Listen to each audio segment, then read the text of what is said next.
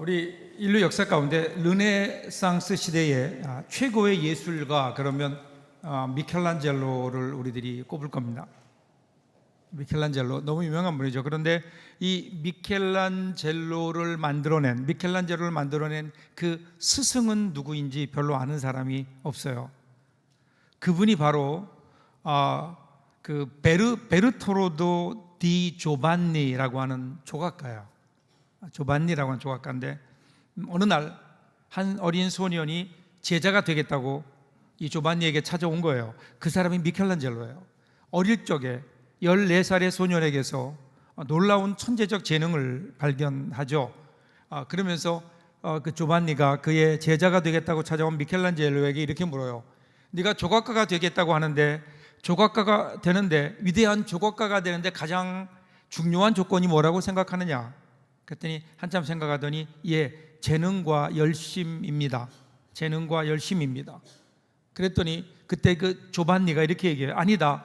그보다도 중요한 게 있다. 그보다도 중요한 게 있다.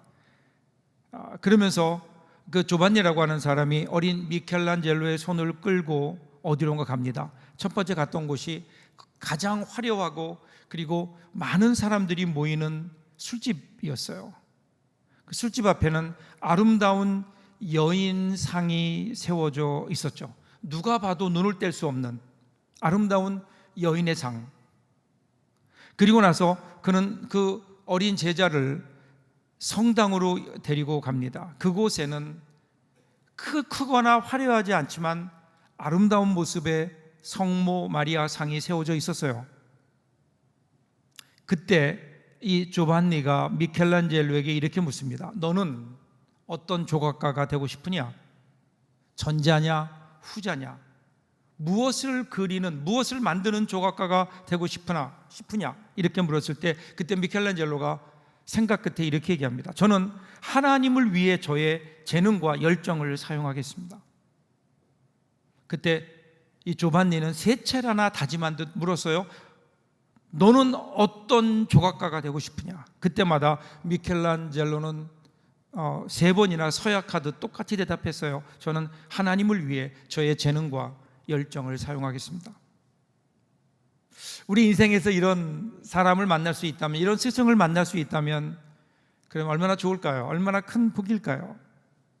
오늘 스승의 주일을 맞이해서 여러분들에게 이런 스승이 있습니까? 여러분들의 인생의 길을 인도해 줄 스승 어디에 있을까요? 어디에서 우리는 이 스승을 찾을 수 있을까요? 중국 명나라 때의 사상가였죠. 이탁오라는 분이 이런 말을 남겼어요. 스승이면서 친구가 될 수 없다면 진정한 스승이 아니다. 친구이면서 배울 게 없다면 진정한 친구가 아니다. 이게 무슨 말일까요? 여러분, 스승은 멀리 있지 않다는 거예요. 스승은 우리 주위에 있어요. 우리 친구들 가운데 있어요. 함께 우리가 신앙생활하고 있는 이 공동체 안에 사실은 우리가 본받아야 될 하나님께서 우리에게 보내신 스승이 있지 않을까요? 오늘 본문도 보면 이러한 스승과 제자의 아름다운 모습, 스승과 제자는 서로 성장하고 성숙하게 하는 아름다운 관계잖아요. 오늘 본문에 보면 이러한 그 모습, 스승과 제자의 모습이 오늘 말씀에 나오고 있습니다. 자, 1절, 2절 보세요. 사울이 주의 제자들에게 대하여 여전히 위협과 살기가 등등하여 대제사장에게 가서 다메섹 여러 회당에 가져갈 공문을 청하니 이는 만일 그 도를 따르는 사람을 만나면 남녀를 막론하고 결박하여 예루살렘으로 잡아오려 함이라. 자, 이미 이제 유대인들이 그리스도인들을 향한 거센 압박이 시작됐어요. 그리고 그 압박과 박해의 선두에 사울이라는 사람이 등장합니다. 그는 대제사장에게 가서 다메섹에 있는 오늘날의 다마스커스예요. 다메섹에 있는 그 크리스찬들이 그곳에 많이 모여 있다고 하니까 공식적으로 공문을 요청하고 그들을 체포할 수 있는 권한을 대제사장에게서 얻습니다. 그래서 지금 그들을 체포하기 위해 가는 거예요. 그런데 사울이라는 사람은 왜 이렇게 했을까? 사울은요, 이것이 하나님을 위하는 일이다 이렇게 생각했을 거예요. 옳은 일이라고 생각했을 겁니다. 역사적으로 보면 이 사울의 스승이 가말리엘이라는 사람이었어요. 그 당시 최고의 학자였어요. 바리새파를 대표하는 최고의 학자. 그런데 그의 가르침을 한마디로 요약하면 레야훼예요. 레야훼. 이 레야훼라는 말은 하나님을 위하여라는 거예요. 하나님을 위하여. 그러니까 이 스승이었던 가말리엘은 그의 제자들에게 하나님을 위하여 살아가는 삶이 곧 하나님의 사람의 삶이다, 이렇게 가르쳤습니다. 이것이 바리새인들의 가장 중요한 가르침이었어요. 그렇기에 그들의 입장에서 하나님의 아들이라고 주장하는 예수는 그에게는 주적이에요. 또 예수의 제자들과 이를 따르는 초대교회 공동체는 악의 근원이었습니다. 그래서 사울은 지금 그의 신념대로 그 가말리엘의 가르침을 따라 하나님을 위하여 예수 그리스도의 제자를 괴멸시키기 위해서 다메섹으로 가고 있는 거예요. 여러분, 오늘 이 사울의 모습을 보면서 우리는 또 많은 경우 하나님을 위해서 우리들이 일한다고 하면서 사실은 그렇지 못할 때가 많지 않나요? 하나님을 위하여 우리가 한다고 하는데, 그런데 정말 그 일이 하나님이 기뻐하시는 일일까? 혹시 나의 열심은 아닐까? 복음서에 나오는 베드로를 보세요. 베드로가 예수님을 위해서 열심히 있는 사람이었어요. 그래서 그는 예수님께서 내가 십자가에 못 박혀 죽을 것이다 라고 얘기하니까 예수의 십자가까지 막아서면서 자기가 있는 한 예수님은 십자가에 죽는 일은 없을 겁니다. 그리고 실제적으로 그가 예수님을 잡으러 온 로마의 병사들과 칼을 들고 싸울 정도로 그는 열심히 있는 사람이었어요. 그런데 여러분 보세요. 그 열심이 오히려 예수님의 길을, 십자가의 길을 막고 있는 거잖아요. 그는 예수님을 위한다고 하면서 사실은 그의 삶을 보면 오히려 예수님을 대적하는, 이런 베드로가 사도행전에 오면서 바뀌어요. 성령 충만해요. 하나님의 뜻을 깨달아요. 그러면서 그는 이제는 단지 예수님을 위하는 삶이 아니라 예수님과 함께 하는 삶을 사는 거예요. 그래서 성령의 인도하심을 따라갑니다. 여러분, 우리가 하나님을 위하여 사는 것도 중요하지만 그보다 더 중요한 것은 하나님과 함께 하는 거예요. 하나님과 함께 나는 있는가? 지금 사울은 하나님을 위한다고 하면서 하나님의 뜻과는 정반대되는 길을 가고 있는 거예요. 자, 이런 사울에게 어떤 일이 일어나나요? 3절부터 5절을 보세요. 사울이 길을 가다가 다메섹에 가까이 이르더니 호련히 하늘로부터 빛이 그를 둘러 비추는지라 땅에 엎드려져 들음에 소리가 있어 이르시되 사울아 사울아 내가 어찌하여 나를 박해하느냐 하시거늘 대답하되 주여 누구시니까? 이르시되 나는 내가 박해하는 예수라. 여러분, 이것이 사울의 모습인 거예요. 사울의 모습. 예수를 박해하는, 예수를 대적하는, 바꾸어 나가면 하나님을 대적하는. 그 나중에 그는 이러한 자기의 모습을 보면서 자기가 죄인 중에 괴수라고 고백하잖아요. 자, 그런데 주님이 이런 사울에게 찾아오신 거예요. 먼저 찾아오셨어요. 그래서 만나 주신 거예요. 그를 부르신 거예요. 오늘 말씀이 무엇을 강조하고 있나요? 이렇게 복음의 대적자였던 사울까지도 사랑하고 부르시는 그 하나님, 그 우리 주님. 근데 여기서 우리는 이런 질문을 해요. 그러면 왜 하나님은 이런 사울을 부르셨을까? 우리는요, 이 하나님이 우리를 부르셨다, 사울을 부르셨다, 부르심을 얘기할 때 항상 뭘 생각해요? 왜? 그 왜는 무엇으로 연결되나요? 조건이에요. 하나님이 저 사람을 부르셨을 때는 저 사람에게 무언가 조건이 있다는 거예요. 사울을 부르신 이유가 뭘까? 그러면 우리도 모르는 사이에 어떤 생각하냐면, 사울이 원래 학식이 뛰어난 사람이니까, 그는 로마의 시민권을 가졌기 때문에, 그래서 어떠한 조건 때문에, 이러한 것 때문에 하나님께서 사울을 쓰셨다고 오늘 우리는 혹시 생각하고 있는 것 아닌가요? 그러니까 바꿔 얘기하면 오늘 우리가 하나님께 쓰임받지 못하는 이유는 우리 조건이 변변찮아서, 우리가 스펙이 없어서, 그래서 우리가 하나님께 쓰임받지 못하고 있는 건가요? 그리고 사울은 원래 세상적인 조건, 세상의 스펙이 좋으니까 하나님께서 그것을 사용하셨다? 여러분, 아니에요. 지금 성경이 얘기하고 있는 것은 바로 여기에 있어요. 그는 하나님을 대적하는 자였다고요. 사울은 하나님의 부르심의 조건과는 전혀 거리가 먼 사람이에요. 최악의 조건이에요. 최악의 조건. 하나님께서 그를 쓰셔야 될 그 어떤 조건도 그에게 없는 거예요. 그럼에도 불구하고 왜 사울을 부르셨을까? 사울을 부르신 하나님을 보면서 오늘 우리는 무엇을 봐야 될까요? 최악의 조건이었던, 부르심의 그 어떤 조건도 없는 하나님을 대적하는 사울까지도 사랑하고 불러주시는 하나님이시라면, 그분이 바로 우리 하나님이시라면, 그러면 어떻게 해요? 오늘 나도 사용받을 수 있다는 거예요. 그래서 하나님께서는 부르심의 최악의 조건에 있는 사람을 부르시면서 오늘 우리에게 말씀하시는 거예요. 너도 내가 부른다. 너도 내가 불렀다.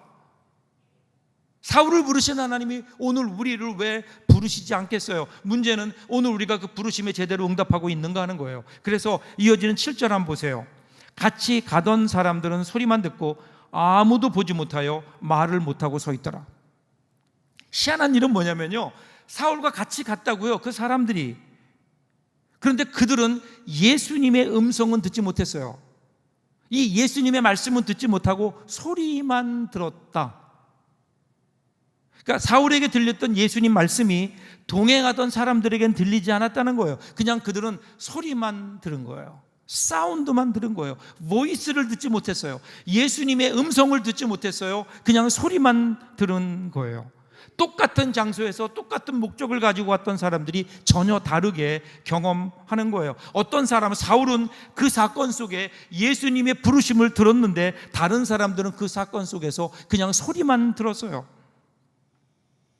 여러분, 우리가 같은 말씀을 듣지만 어떤 사람들에게는 그것이 하나님의 음성이 되고 어떤 사람에게는 그것이 잠시 귓전을 때리고 지나가는 그냥 소리, 사운드로 끝나버릴 수 있다는 거예요. 주님은, 사울을 부르신 주님이 오늘 우리를 왜 부르시지 않겠냐고요. 전혀 엉뚱한 곳으로 나아가고 있는 사울에게도 찾아가셔서 불러주신 그 주님이시라면 오늘 그래도 우리는 예수 믿겠다고 이 자리에 나와 있는데, 그런데 오늘 우리가 우리의 귀를 열어 주님의 음성을 듣지 못한다면 얼마나 안타까운 일이에요. 오늘 우리가 예배하는 이 시간 말씀을 들으며 찬양하며 기도하며 우리를 부르시는, 우리에게 다가와 우리에게 말씀하시는 이 주님의 음성을 듣는 저와 여러분들 될 수 있기를 주님의 이름으로 축복합니다. 여러분, 지금 사울은 예수님을 만나러 가는 길이 아니에요. 오히려 예수 믿는 사람들을 잡으러 가는 길이에요. 그런 사울에게 예수님이 찾아오셨다고요. 먼저 찾아오셨어요. 여러분, 이거 잊지 마세요. 구원의 역사는 하나님께서 먼저 우리에게 찾아오심으로 시작되는 거예요. 우리 신앙이 깊어질수록 우리가 하는 고백이 뭐죠? 모든 것이 하나님의 은혜입니다. 이거예요. 그럴 수밖에 없는 이유가 뭐예요? 오늘 내가 예수 믿게 된 것, 내가 결단해서 예수 믿은 줄 알았는데 신앙이 깊어지며 하나님의 은혜를 깨닫다 보니까 내가 믿은 게 아니라 하나님이 나를 불러주셨구나, 하나님이 나를 먼저 찾아오셔서 나로 예수 믿게 하셨구나, 아직까지도 내가 예수 믿은 거는 내가 결단해서 믿은 거라고, 내가 오늘 살아가는 것도 내가 열심히 기도하기 때문이라고 생각한다면 그 사람은 아직도 신앙의 초보 단계예요. 여러분, 신앙의 근거는 우리의 결단이 아니잖아요. 우리의 의지나 열심이 아니에요. 그러니까 우리 신앙이 흔들려요. 우리 신앙의 기초가 하나님의 은혜가 아니라 나의 열심이고 나의 의지니까 내 의지는 날마다 흔들려요. 내 열심은 식을 때도 많아요. 그러니까 우리 신앙이 우리 신앙이 언제나 불안한 거예요. 흔들리는 거예요. 성경은 분명히 얘기해요. 우리 신앙의 시작은 내가 아니에요. 우리 신앙의 기초는 내가 아니에요. 나에게 찾아오신 그분이세요. 하나님이세요. 나를 위해 십자가에 죽어주신 예수 그리스도의 십자가, 영원히 변치 않고 우뚝 서 있는 예수 그리스도의 십자가의 은혜, 그것이 오늘 우리의 신앙의 근거인 거예요. 하나님이 나를 먼저 찾아오셨어요. 나를 부르셨어요. 여러분, 여기에 우리 신앙의 기초가 있음을 분명하게 기억할 수 있기를 바랍니다. 그래서 이어지는 6절부터 보세요. 6절 보면, 너는 일어나 시내로 돌아가라. 내가 행할 것을 이룰 자가 있느니라 하시니. 나타나셔서 뭐라고 말씀하시는가 하면요, 시내로 들어가라 그래요. 시내로 들어가라. 그리고 내가 행할 일을 이룰 자가 있다. 어디로 가야 되는지, 무엇을 해야 되는지 특정하지 않으세요. 일단 가라, 일단 가라. 아브라함을 부르신 하나님께서 내가 너에게 지시할 땅으로 가라라고 말씀하셨던 그 하나님의 음성처럼 지금 하나님께서는 사울에게도 그렇게 말씀하시는 거예요. 그 이유가 왜 그렇게 하셨을까요? 지금까지는 자기 뜻대로 자기 신념을 따라 살아왔지만 지금부터는 그 신념 따라가면 안 돼. 너는 이제부터 나를 만난 이후에는 네가 나의 인도를 받아야 돼. 나에게 물어야 돼. 나의 뜻이 어디 있는지를 물어야 돼. 철저하게 이제부터 남은 삶은 주님의 인도와 안내를 통해서 주님의 인도하심을 따라 살아가야 된다는 것을 가르쳐 주시는 거예요. 8절 9절 보세요. 이제 이러한 사울의 모습이 나와요. 사울이 땅에서 일어나 눈은 떴으나 아무것도 보지 못하고 사람의 손에 끌려 다메섹으로 들어가서 사흘 동안 보지 못하고 먹지도 마시지도 아니하니라. 눈은 떴는데 보이지가 않아요. 이게 무슨 의미일까요? 살기 등등하던 사울이 이제는 사람의 손을 의지하지 않으면 한 발짝도 움직일 수 없는 지경에 이르렀어요. 철저하게 무력해진 거예요. 이 어두움의 경험, 그동안 자기가 소중하게 여겨왔던 자기의 가치, 욕망, 집착, 지식, 자기가 살아왔던 모든 것들이 무의미해지는 거예요. 지금까지 살아왔던 그의 삶의 기초가, 그의 자부심이 다 무너져 버렸어요. 예수 그리스도를 만난 이후에 그가 의지해왔던 모든 것들이 무너져 버린 거예요. 예수 그리스도의 빛 아래 가말리엘의 문화에서 공부했다는 자부심, 바리새인 중에 바리새로 살아왔다고 하는 어떤 자신의 프라이드, 로마 시민권을 가졌다고 하는 자부심, 이 모든 것들이 한순간에 무너져 버려요. 그리고 지금까지는 분명히 내가 알고 있다고 생각했던 그 길이 어느 순간 보이지 않아요. 사라져 버려요. 혼돈 가운데 빠진 거예요. 여러분, 예수 믿는 사람에게 나타나는 이러한 어둠의 경험이 우리에게 있어요. 지금까지 살아왔던 나의 가치가 무너져 버리는 거예요. 예수 그리스도를 만난 다음에 지금까지 살아왔던 나의 삶이 헛된 것임을 깨닫는 거예요. 그래서 그는 어두움 속에 있었다. 그리고 이제 그에게는 뭐죠? 어두움 속에서 그를 인도해 줄 안내자가 필요해요. 그 안내자가 바로 아나니아였어요. 아나니아. 11절 12절 보세요. 주님께서 이렇게 준비하셨어요. 주께서 이르시되 일어나 직가라 하는 거리로 가서 유다의 집에서 다섯 사람 사울이라 하는 사람을 찾으라. 그가 기도하는 중이니라. 그가 아나니아라 하는 사람이 들어와서 자기에게 안수하여 다시 보게 하는 것을 보았느니라 하시거늘. 여러분, 이 다마스커스에 형성된 거기에는 기독교 공동체, 그리스도인들의 공동체가 있었어요. 근데 거기에 대표적인 아주 중요한 인물이 바로 아나니아예요. 그는 이미 예루살렘에서 그의 동역자였던 스데반 집사가 순교한 사실을 알고 있어요. 박해의 검은 그림자가 지금 자기들에게 밀려오는 것도 알고 있었고, 그 선두에 있는 사람이 사울이라는 사람도 알고 있었어요. 잊을 수 없는 이름 사울. 그런데 어느 날 기도하는데 환상 가운데 주님의 음성이 들리는데 사울에게 가라는 거예요. 사울에게. 떠올리는 것만으로도 두려움을 자아내는 사람, 그 사람을 만나라. 여러분, 이게 도대체 무슨 명령입니까? 그래서 그도 이 하나님의 음성을 피하고 싶었어요. 그래서 사울에게 들은 소문을 얘기해요. 그가 얼마나 흉악한 사람인지, 그가 무엇 때문에 지금 이 다마스커스에 오게 되는지 주님 아십니까? 알고도 저보고 그 사람을 만나라고 하십니까? 그랬더니 주님은 아나니아를 다시 한번 재촉하세요. 15절 16절 보세요. 주께서 이르시되 가라. 이 사람은 내 이름을 이방인과 임금들과 이스라엘 자손들에게 전하기 위하여 택한 나의 그릇이라. 그가 내 이름을 위하여 얼마나 고난을 받아야 할 것을 내가 그에게 보이리라 하시니. 여러분, 아나니아 입장에서 보세요. 여러분, 아나니아 입장에서 보면 이게 좀 이해가 안 될 거예요. 자, 사울에게 가라, 이것도 안 되는데 그 이유가 뭐냐면요, 사울이라는 사람을 땅 끝까지 복음을 전하기 위해서 내가 택한 그릇이라는 거예요. 여러분, 이때 아나니아의 심정이 어땠을까요? 아니, 하나님 왜 사울입니까? 저도 있고요, 저도 그 일 할 수 있습니다. 그리고 바나바도 있지 않아요? 저희는 믿었지 않으신가요? 왜 사울이라는 사람을 하나님의 그릇으로 쓰려고 하십니까? 저 같으면 그랬을 거예요. 도저히 이해할 수 없는 하나님의 명령이에요. 그런데 아나니아는요, 이 주님의 음성을 들은 후에 순종해요. 이게 여러분 믿음 아닐까요? 믿음이 뭐예요? 믿음이라는 것은 내가 비록 좀 이해할 수 없어요. 하나님이 하시고자 하는 그 일이 도대체 나는 이해할 수가 없어요. 그런데 하나님이 하시고자 하시는 일이기 때문에 아멘 하는 거예요. 여러분 이게 믿음 아닐까요?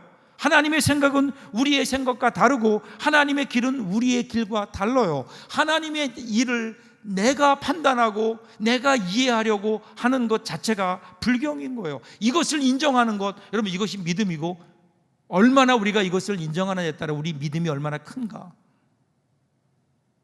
17절 보세요. 아나니아가 떠나 그 집에 들어가서 그에게 안수하여 이르되 형제 사울아, 주 곧 내가 오는 길에서 나타나셨는 예수께서 나를 보내어 너로 다시 보게 하시고 성령으로 충만하게 하신다 하니. 여러분 여기 이 아나니아라는 사람이 사울을 찾아가는 과정을 보세요. 그러면 아주 중요한 세 개의 단어가 나와요. 떠나다, 들어가다, 손을 얹다. 이것이 아나니아를 만든 거, 아나니아의 길이에요. 먼저 떠나는 거예요.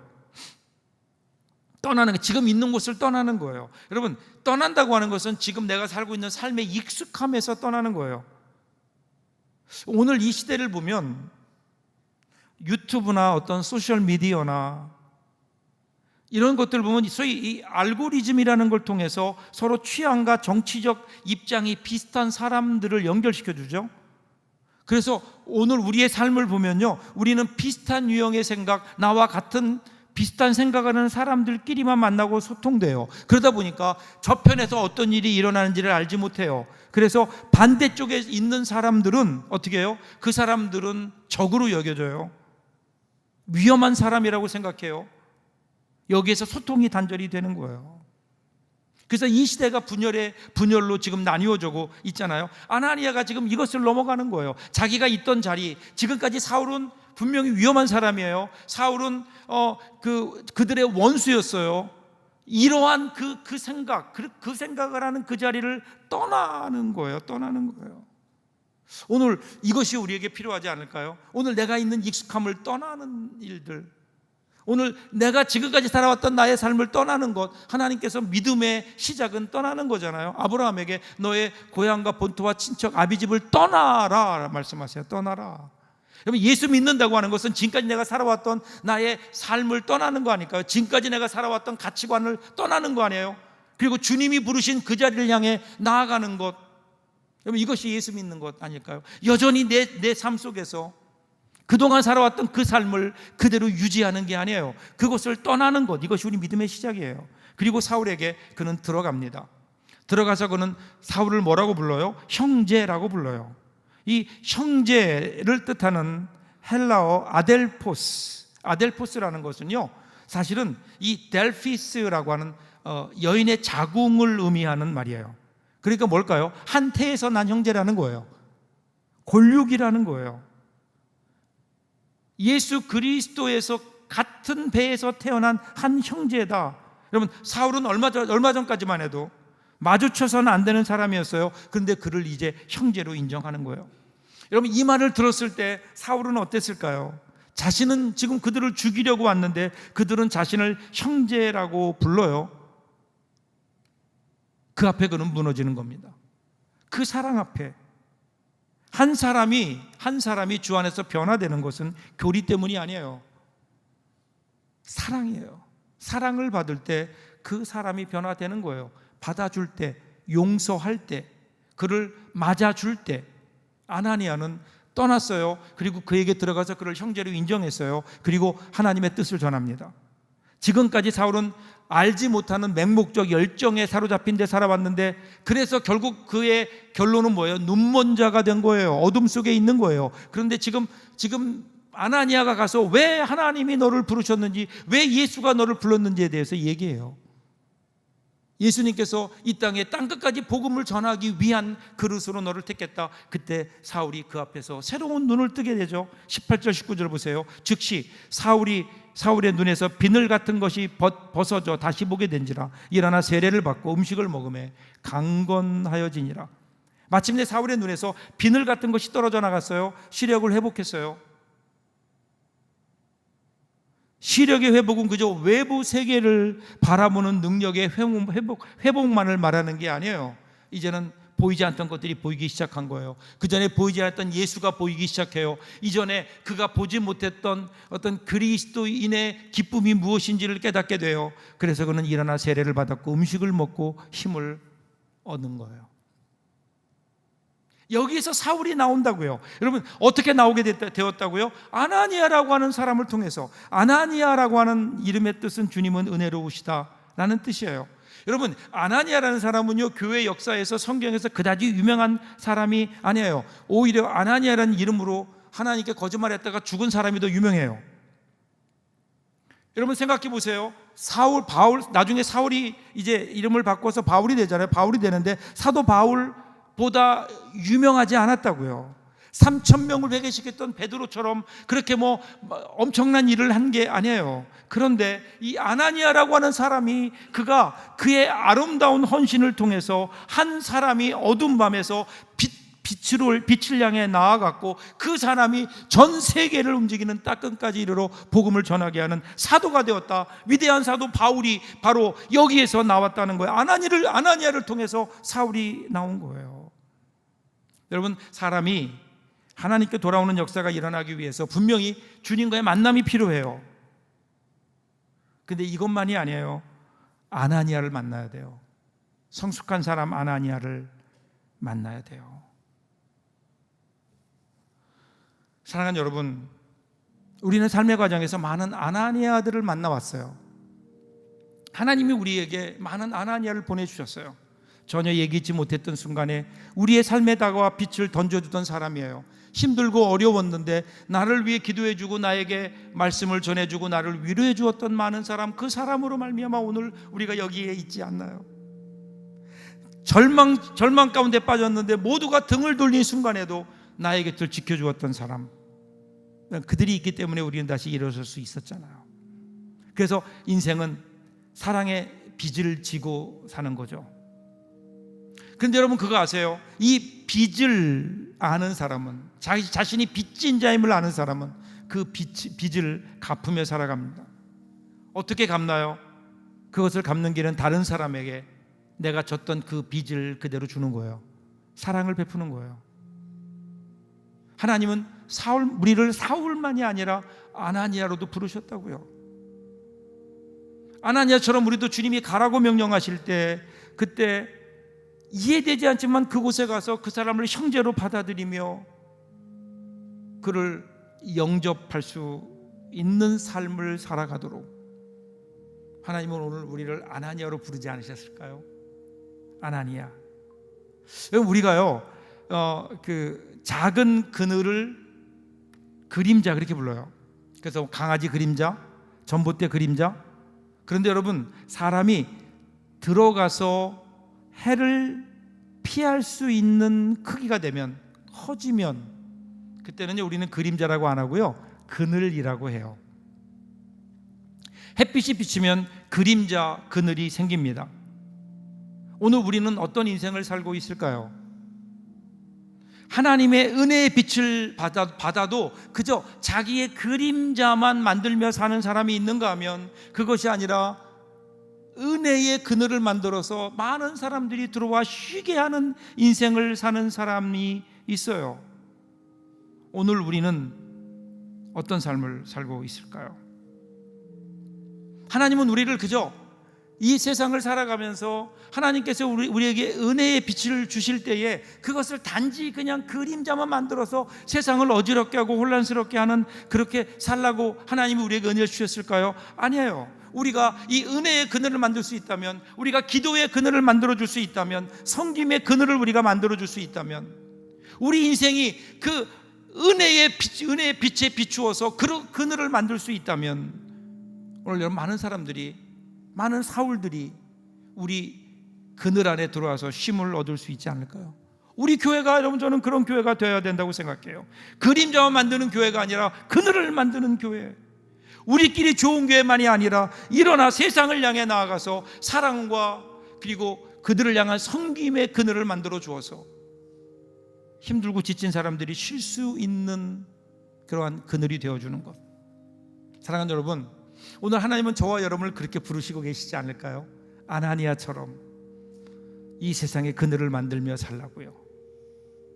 오늘 저와 여러분들에게 이 귀한 고백이 있기를 주님의 이름으로 축복합니다. 기도하겠습니다. 조용히 하나님 앞에